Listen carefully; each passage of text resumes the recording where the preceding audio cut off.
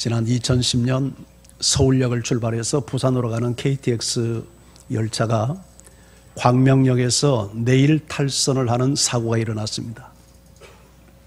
다행히 인명피해가 없어서 망정이지 자칫 대형 사고로 이어질 뻔했습니다.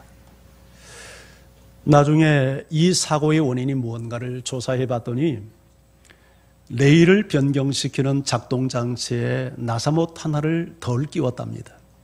그것이 원인이 된 것입니다. 이 사건은 작은 것 하나가 얼마나 소중한가 하는 것을 우리로 하여금 깨우치는 그런 사고였습니다.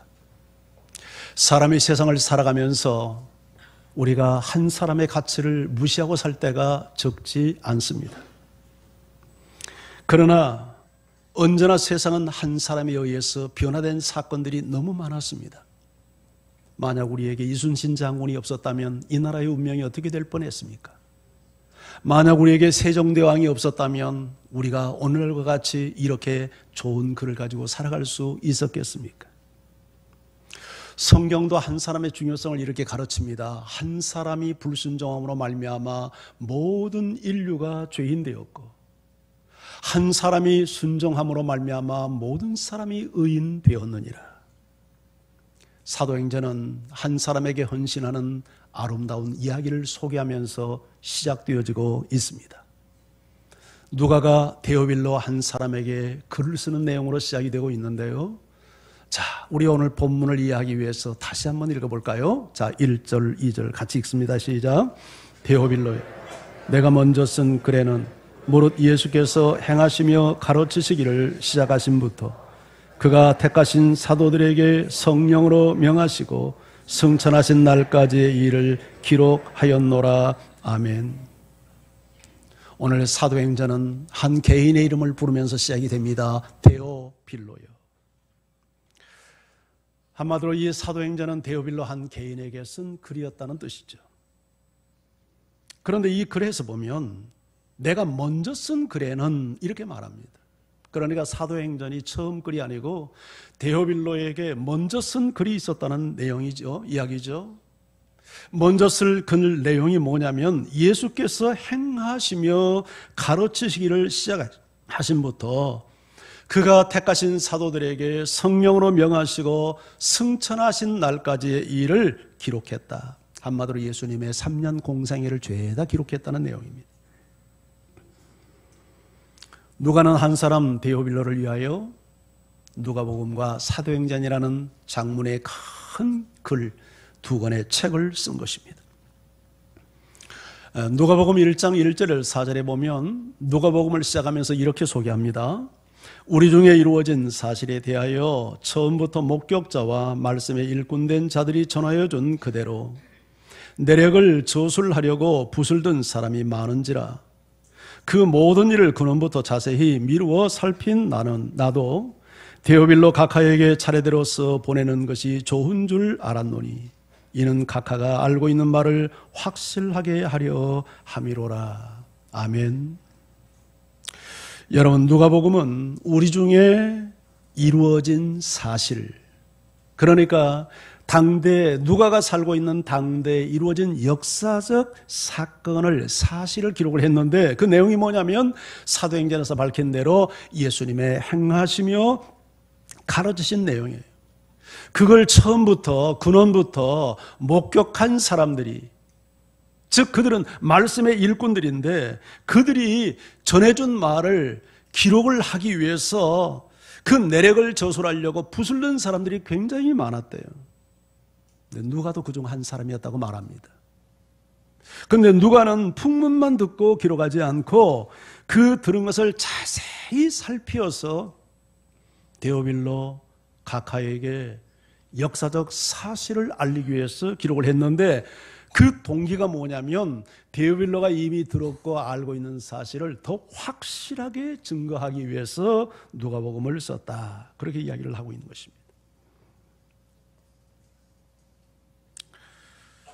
오늘 여기 누가복음 내용을 소개하면서 누가가 사도행전에서 예수님의 행하시며 가르치신 내용, 그러니까 누가복음 내용은 예수님의 행함과 가르치는 내용을 기록한 내용이에요.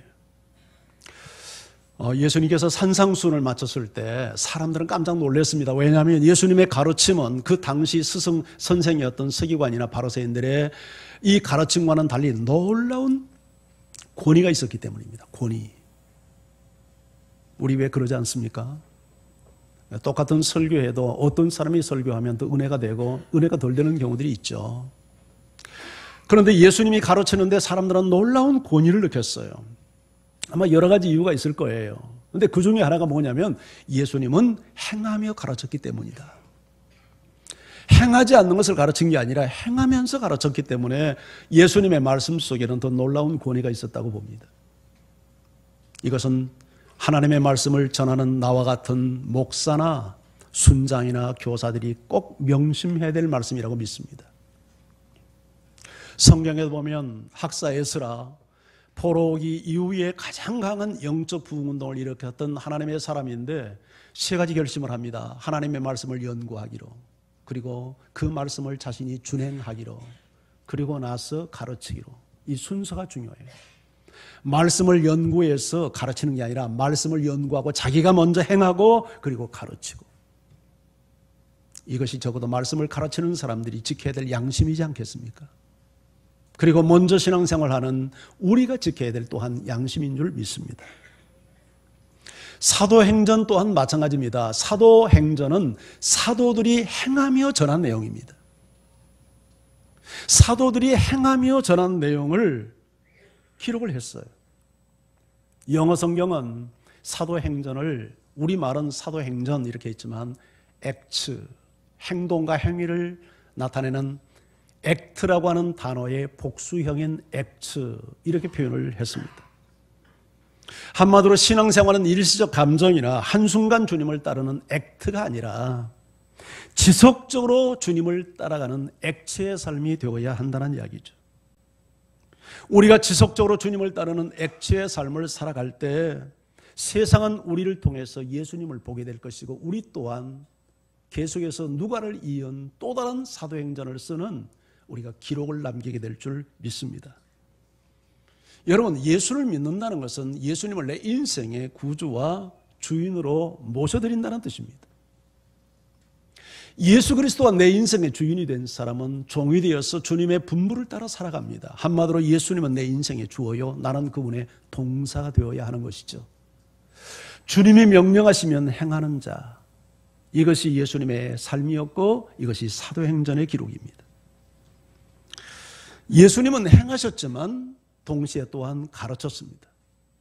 여러분, 우리 어린 자녀들은 부모의 모든 행동을 다 이해하지 못합니다. 그래서 부모는 어린 자녀에게 본도 보여야 되지만 때로는 가르치기도 해야 돼요.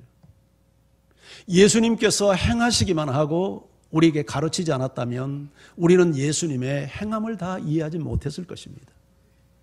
그러나 예수님은 행하시면서 동시에 가르치셨어요. 그래서 예수님의 행위에 대한 진정한 이해가 가능하게 되었단 말이죠. 누가는 예수님의 행하시며 가르치신 내용을 처음부터 목격하고 그것을 전해준 말씀의 일꾼들, 즉 사도들이죠. 사도들이 전해준 것을 자세히 그가 살핀 후에 데오빌로를 위해서 누가복음을 기록했고, 그리고 이어서 사도행전을 기록한 것입니다. 누가는 의사입니다. 의사는 태생적으로 모든 것을 대충 해서는 안 되죠. 모든 것을 섬세하고 세밀하게 살피도록 훈련받은 직업이 의사의 직업입니다. 그래서 복음서를 기록할 때도 대충 기록하지 않고 풍문만 듣고 기록하지 않고 자세히 살펴서 팩트만, 사실만, 진실만 기록을 했던 것이죠. 그리고 또다시 데오빌로 한 사람을 위하여 사도들의 행전까지 이어서 기록을 한 것입니다. 누가는 사도 바울이 제2차 세계 전도 여행을 떠날 때 동역자가 되어서 죽는 순간까지 오랜 세월을 수십 년 동안 함께하는 동역자였습니다. 그렇기 때문에 사도행전을 직접 경험을 했던 사람으로서 사도행전을 기록할 충분한 자격이 있는 사람이죠. 누가는 사도들이 전해준 내용과 자신들이 직접 경험했던 누가복음과 사도행전의 기록을 한 사람 데오빌로에게 확신을 심어주기 위해서 그가 기록을 했던 것입니다. 한 사람을 위해서 이처럼 수고의 땀을 흘리는 것을 주저하지 않았던 이 누가의 행위는 우리 모두가 본받아야 될 태도라 믿습니다. 예수님도 한 사람을 소중히 여겼습니다. 예수님 주변에 수천수만의 군중들이 뒤따랐지만 예수님의 관중은 군중 보고 감동한 적이 한 번도 없습니다. 언제나 한 사람을 주목했습니다. 그래서 누구도 찾지 않는 사마리아 수가성의 한 여인, 인생의 목마름으로 고통당하고 있는 그 한 여인을 구원하기 위해서 예수님은 아무도 찾지 않는 사마리아 땅을 방문하셨고 그 먼 길을 여행하여 우물가에서 그 여인을 만나 그녀를 구원하는 은총을 베풉니다. 세리장이요 돈 많은 부자였지만 인간의 공허를 채우지 못하고 갈등하다가 예수님이 오신다는 소문을 듣고 예수님을 만나봐야 되겠다는 그런 결단 속에 무화과 나무 위에 올라가서 예수님을 기다리는 삭개오의 마음을 간파한 주님은 그 많은 사람들 가운데 유일하게 삭개오 한 사람을 만납니다. 이게 사람을 바라보는 예수님의 태도예요. 여러분, 우리는 누가를 통해서 예수님을 통해서 한 사람을 사랑할 줄 알고 한 사람을 섬길 줄 아는, 한 사람에게 헌신하는, 한 사람의 소중성을 배우는 여러분 되기를 주의 이름으로 축원합니다. 일본에 나가노 마키라고 하는 젊은 목회자가 있었습니다. 이분은 신학을 공부하고 목사 안수를 받고 교회를 개척했습니다. 근데 교회를 개척할 때 한 가지 세운 원칙을 세웠어요. 교회가 자기가 세운 교회로부터 동서남북 100km 내에 교회가 없는 지역에 교회를 세우겠다. 그래서 저 북쪽 가네자와라고 하는 지역에 올라가서 텐트를 치고 교회를 시작을 했습니다. 그렇다고 무슨 개척 멤버가 있었던 것도 아니고 교회는 유일하게 자기 아내와 어린 젖 먹는 아이 둘이 유일한 교인이었습니다. 열심히 전도했습니다. 한 달, 두 달 전도지를 뿌리기도 하고 전도도 했지만 6개월이 지나도록 교인 한 명 오지 않았습니다. 그렇게 아주 미신이 찌든 그런 영적 불모지였습니다. 그런데 이 나가노 목사는 무려 5년 동안 새신자 한 명 오지 않는데도 포기하지 않고 교회를 지켜냅니다.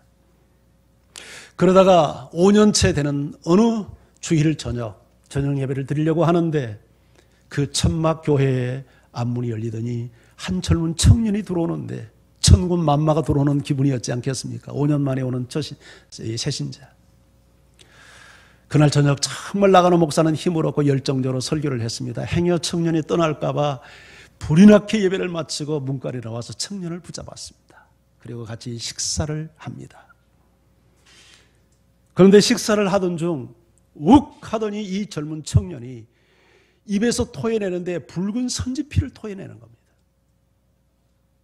이 청년은 각혈하는 아주 심한 중증의 폐병 환자였습니다.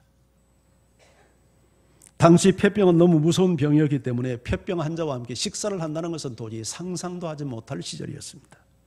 순간 나가는 목사는 갈등합니다. 이 친구를 쫓아내야 되나 붙잡아야 되나.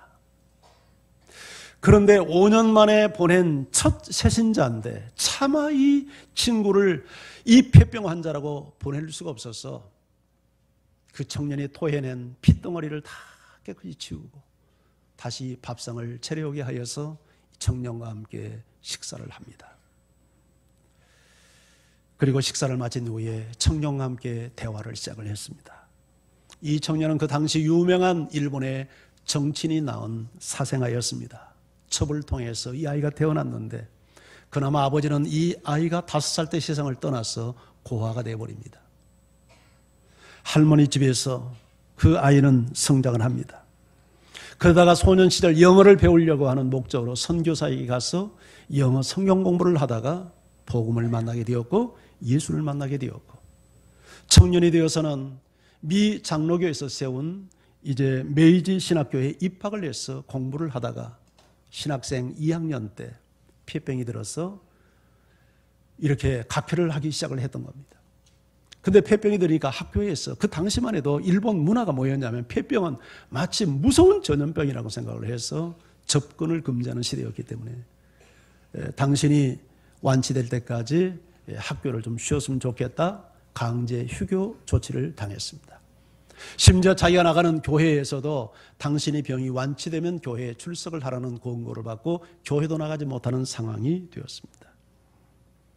그로 인해서 이 청년은 말할 수 없는 상처를 받게 되었고, 과연 하나님은 계신가, 성경은 진리인가에 대한 회의를 품다가 자살을 결심합니다.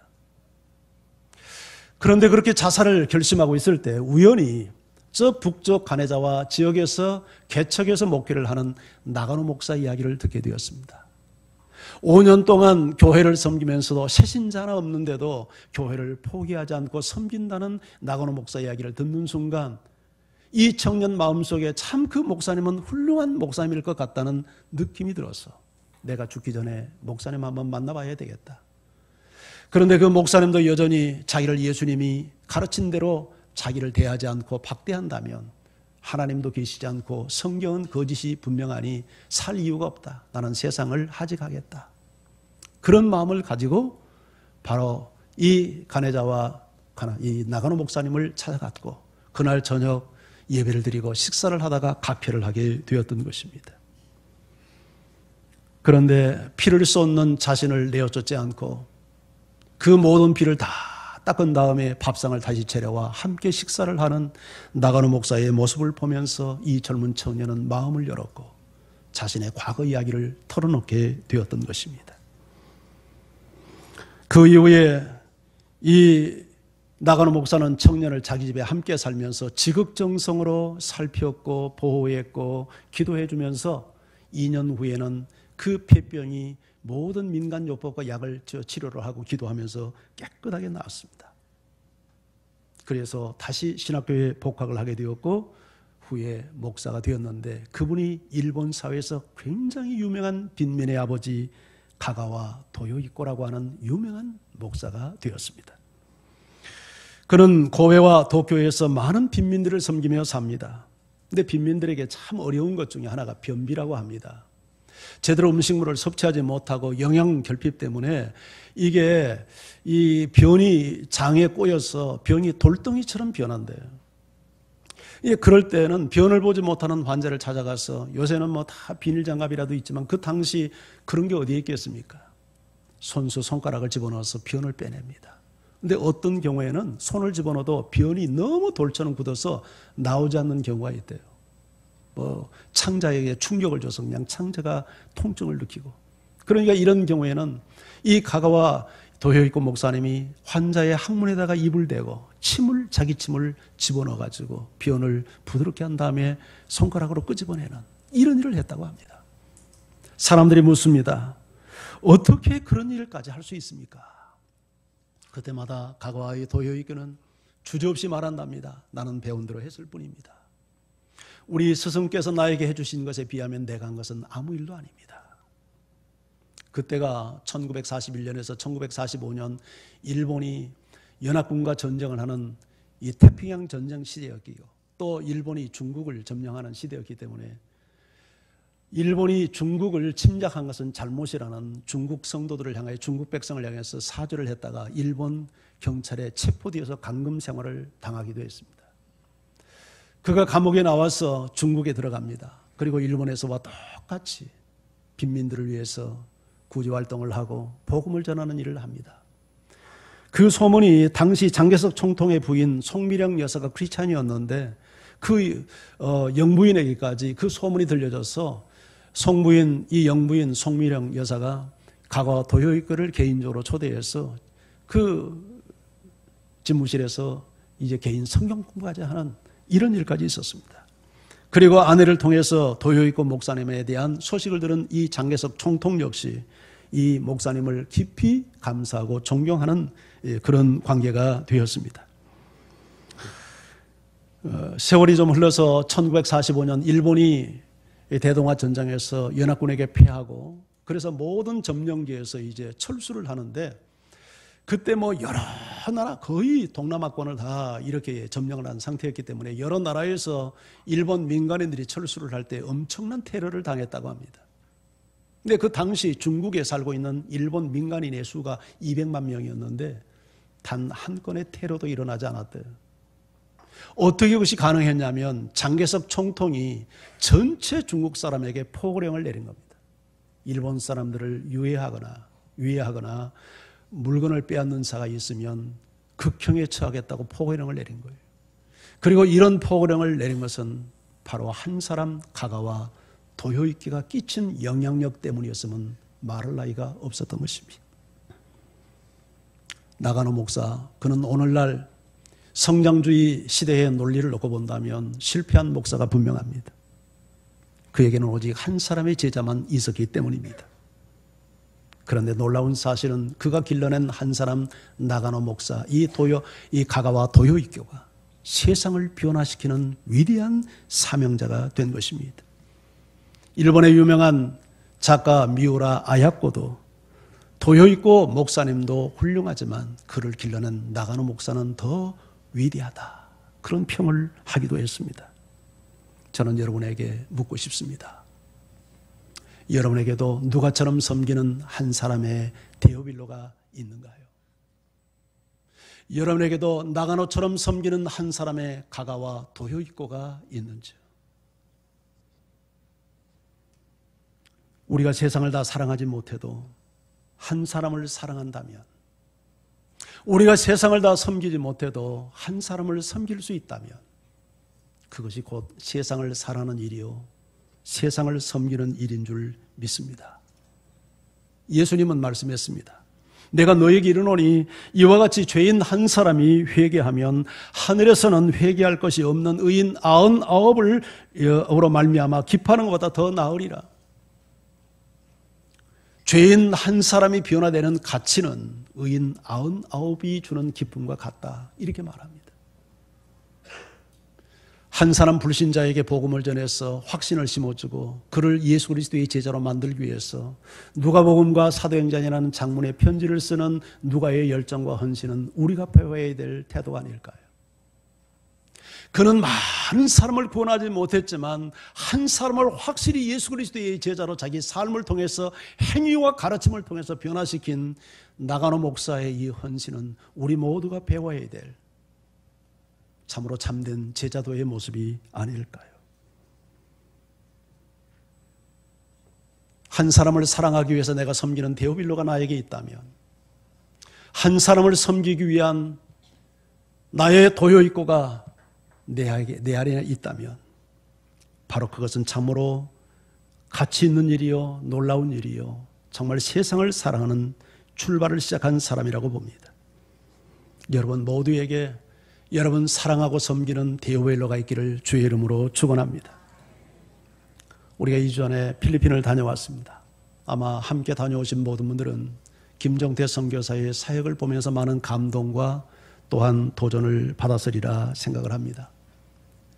개척된 13개 교회 중에 우리가 7개 교회를 방문을 했는데 한 가지 찾아간 교회마다 십자가 형태가 거의 비슷했고 또 하나 그 교회당 앞쪽 벽면에 현수막이 걸려져 있는 것을 아마 우리 가신 분들은 다 같이 보았을 것입니다.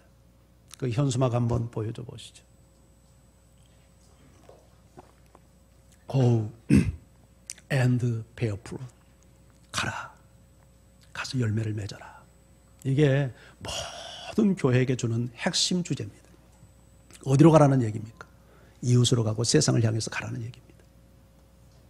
가서 전도하고 제자 삼으라는 얘기예요.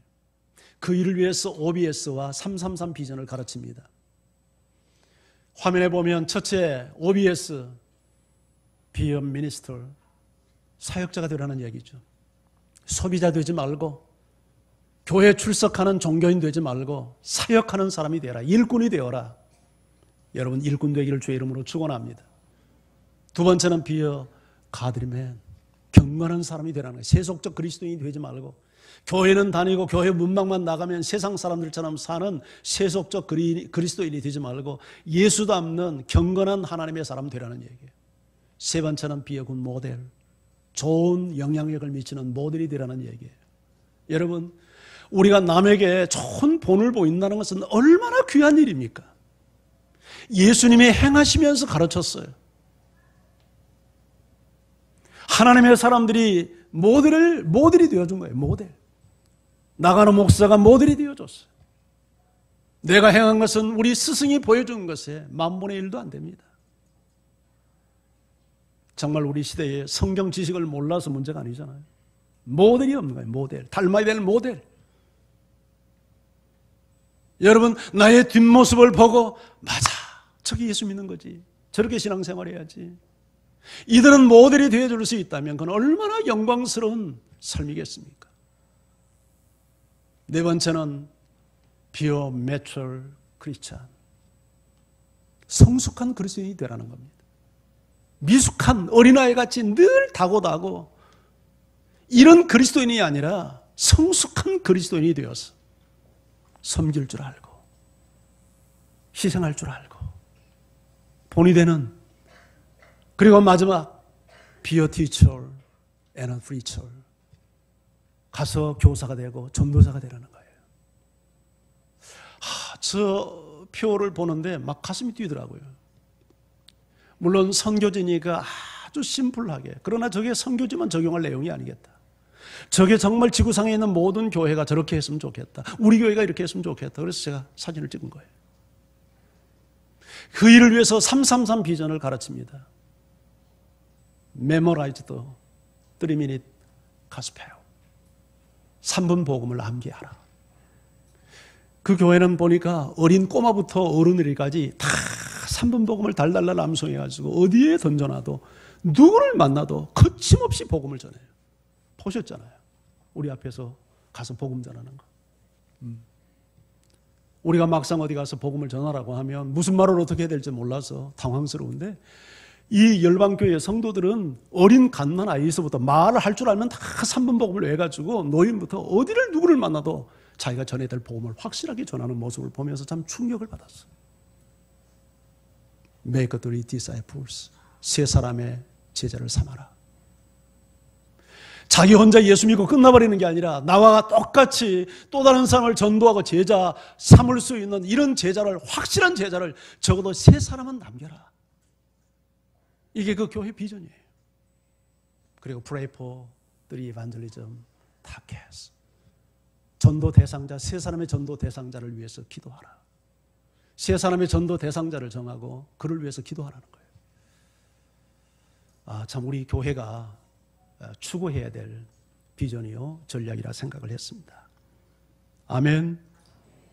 여러분, 데오빌로처럼, 이 누가처럼 내가 섬길 수 있는 데오빌로가 있고, 내가 위해서 기도하고 섬기고 사랑하고 복음을 전하는 여러분의 데오빌로가 있기를 주의 이름으로 축원합니다.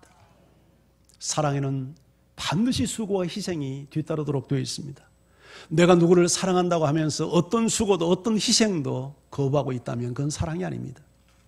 그건 말장난하고 있는 겁니다. 정말 사랑하면 수고할 수 있고, 정말 사랑하면 희생할 수 있고, 정말 사랑하면 헌신할 수 있습니다. 자, 누가가 데오빌로, 아마 어떤 관계 속에 만났는지는 정확히 모르지만 이렇게 지체 높은 사람과 이 평민이 만난 데는 어떤 분명한 사연이 있었을 것입니다.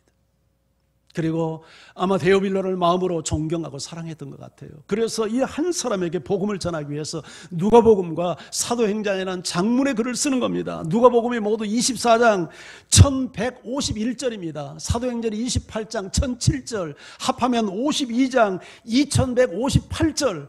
오늘날처럼 펜으로 쓴 것도 아니고 여러분 컴퓨터 자판 두드려서 쓴 글도 아닙니다.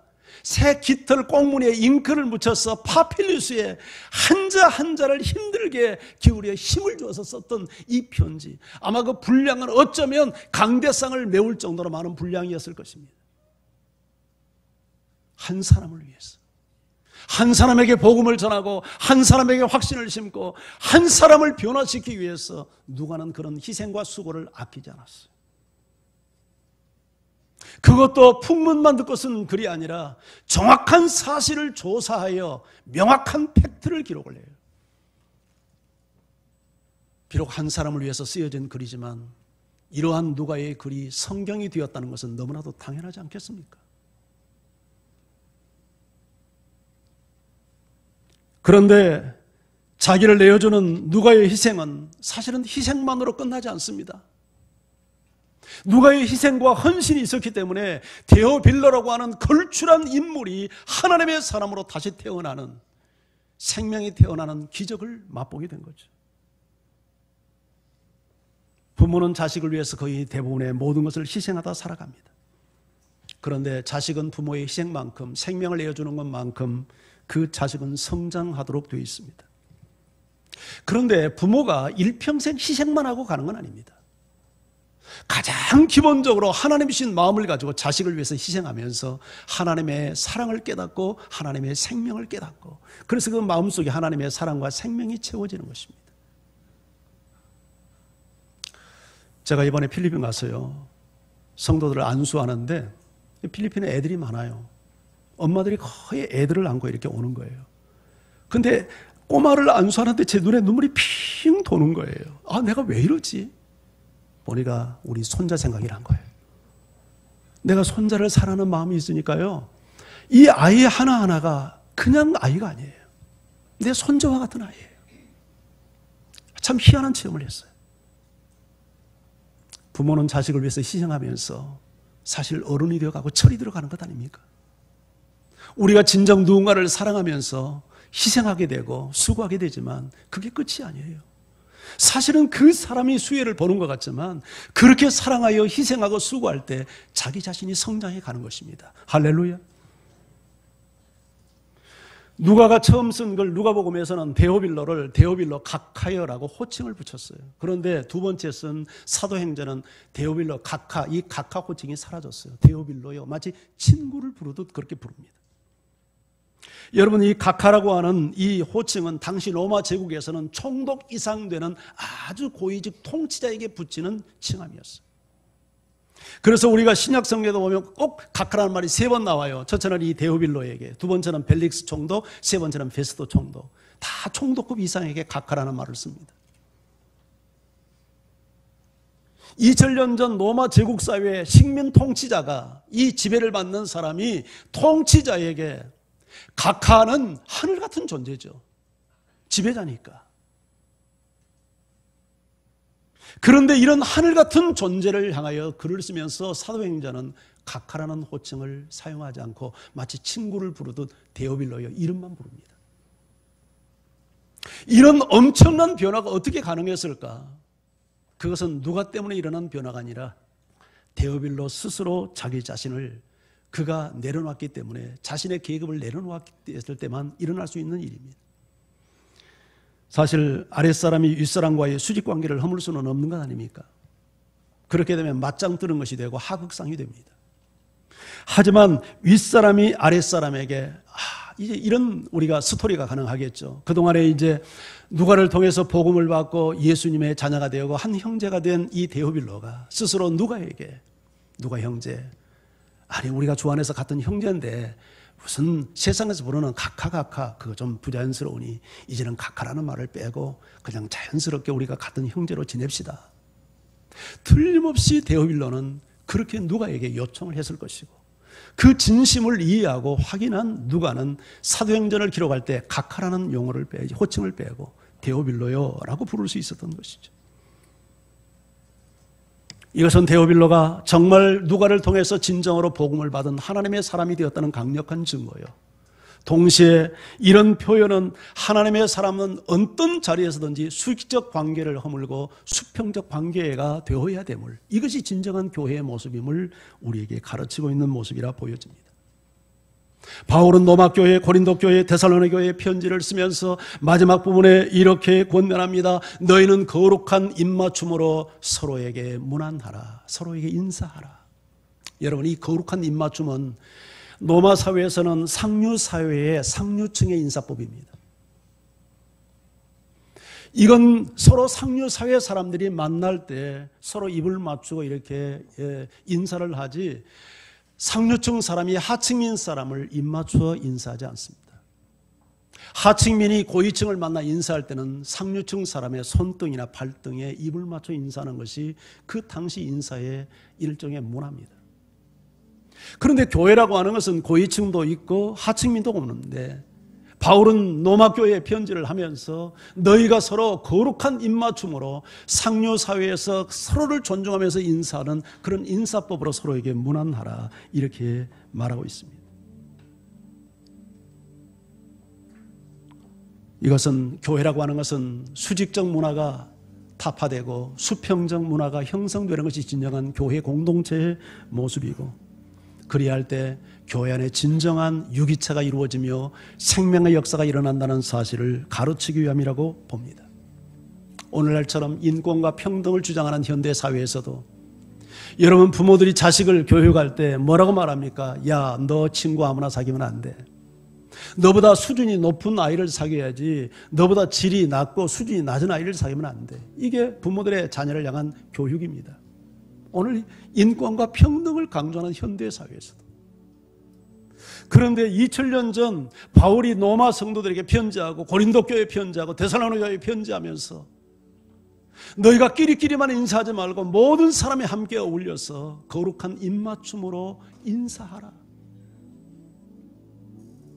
고린도후서 1장 9절을 보면 하나님께서는 죄인된 우리를 불러 하나님의 아들 그리스도와 교제케 하기 위하여 우리를 불렀다라고 말합니다. 세상 사람들은 급이 같은 사람들과 놀라고 가르치지만 하나님은 도저히 함께 교제가 불가능한 죄인들을 불러서 하나님의 아들과 함께 교제하도록 우리를 불러주셨다는 거예요.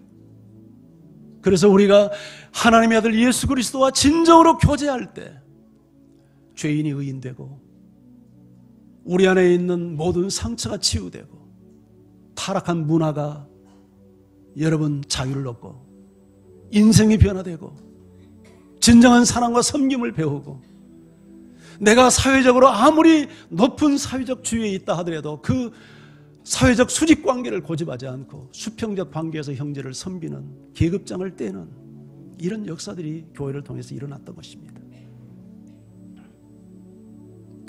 교회 안에는 계급이 있어서는 안 됩니다. 근데 그럼에도 불구하고 여전히 교회 안에는 계급이 존재합니다. 아마 누구도 직분을 받으면서 이 직분은 봉사의 직이지 계급이라고 생각하며 받는 사람은 없을 거예요. 직분을 받는 당사자나 직분을 받지 않는 사람, 교회 안에 모든 직분은 이건 봉사의 직이지 이것은 계급이 아니라고 생각을 합니다. 말은 그렇게 해요. 그런데 우리의 마음 한구석에는 여전히 직분은 계급이라는 의식을 떨궈내지 못하고 있습니다. 아마 그것은 우리의 마음 양심을 들여다보면 답이 나올 거예요. 그래서 교회 안에 직분 선거 한번 하고 나면 얼마나 휴증을 앓습니까? 직분자가 되지 못했다. 이게 봉사의 직이 아니라 이게 명예가 되고 계급이 되어 있단 말이죠. 평신보다는 서리집사가 높고 서리집사는 안수집사가 높고 안수집사보다는 장로와 목사가 높다고 하는 이 세속적인 수직 이 계급식이 나도 모르는 사이에 우리 안에 들어와 있어요. 그러나 데오빌로는 복음을 받아들인 후에 스스로 각하라는 계급장을 떼었습니다. 그리고 식민지 형제를 형제로 받아들이며 우리가 서로 한 가족이 되어야 되지 않느냐, 한 형제가 되지 않느냐. 그래야 할 때 진정한 생명 공동체가 일어나는 것입니다.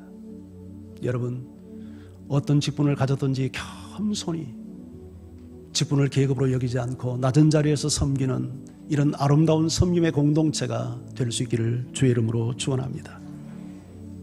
오늘 사도행전은 한 사람을 향하여서 복음을 전하고 확신을 심어주고 제자를 삼기 위해서 헌신하는 누가의 이야기로 시작이 되었습니다. 오늘 저는 여러분에게 이 한 사람을 섬기는 데오빌로가 여러분에게도 있기를 주의 이름으로 축원합니다. 같이 우리 찬양하겠습니다.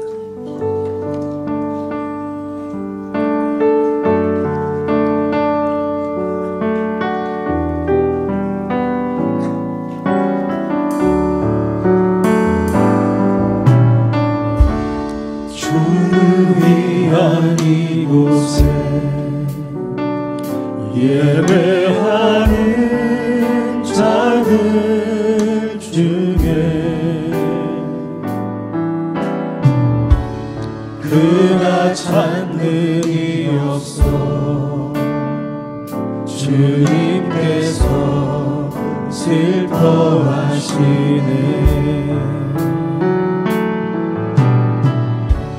주님을 찾으시는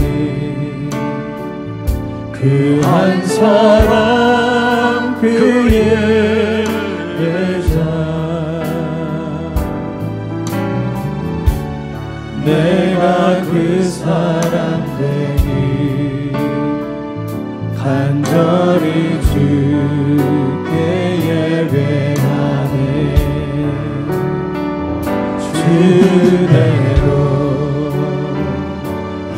이곳에 서 있는 주임태에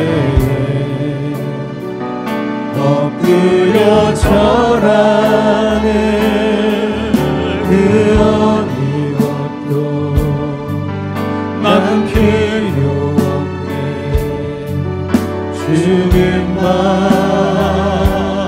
경배해. 주대로 이곳에 서 있는 주임태에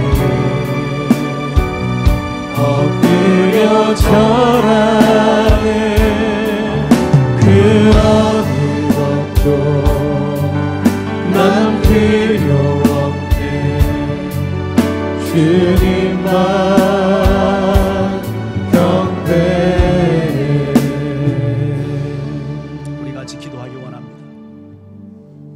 오늘 주님은 특별히 사도행전을 통해서 한 사람의 복음을 전하고 그에게 확신을 심기 위해서 헌신하고 열정을 쏟는 누가의 모습을 보게 하십니다. 여러분에게 묻고 싶습니다. 내가 섬기는 한 사람 데오빌로가 나에게는 있는가? 내가 섬기는 가가와 도여 있고 그가 나에게 있는가? 한 사람을 사랑하는 것이 세상을 사랑하는 출발점이요, 한 사람을 섬기는 것이 세상을 섬기는 출발점입니다. 주님, 군중을 좋아하고 무리를 우리가 따르는 사람 되지 않게 하시고 한 사람에게 집중하는 예수님의 정신, 이 누가의 정신을 나도 배우게 해달라고 다 같이 우리 기도하며 주 앞에 함께